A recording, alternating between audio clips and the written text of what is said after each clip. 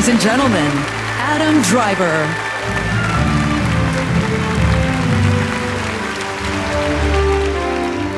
Needless to say, I'm very honored to be here to celebrate one of my cinematic heroes, the great Francis Ford Coppola, a theater director who brought his process to film and revolutionized how we think about cinema, and certainly how we make it. The best piece of direction I ever heard was working with Francis on Megalopolis. It was our first day of shooting. I was tied to a board, as you are, big bandage covering my head and one eye like a very sick pirate.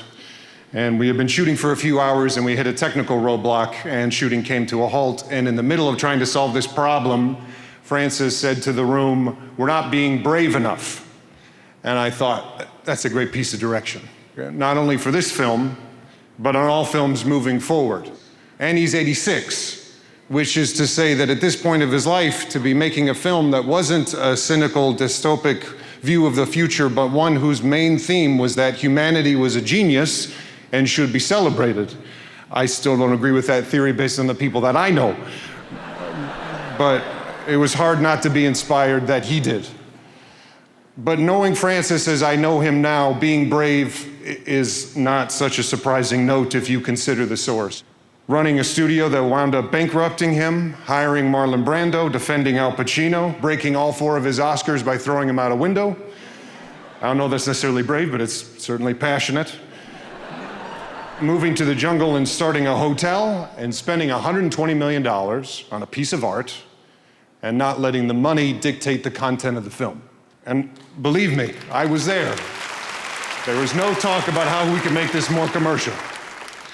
This is a principled life. And for a year in our culture when the importance of the arts is minimized and our industry is seemingly out in the open, that the only metric to judge a film's success is by how much money it makes, I hang on to individuals like Francis for inspiration who live through their convictions, through big moves, all in service of pushing the medium forward. And I think that's pretty great.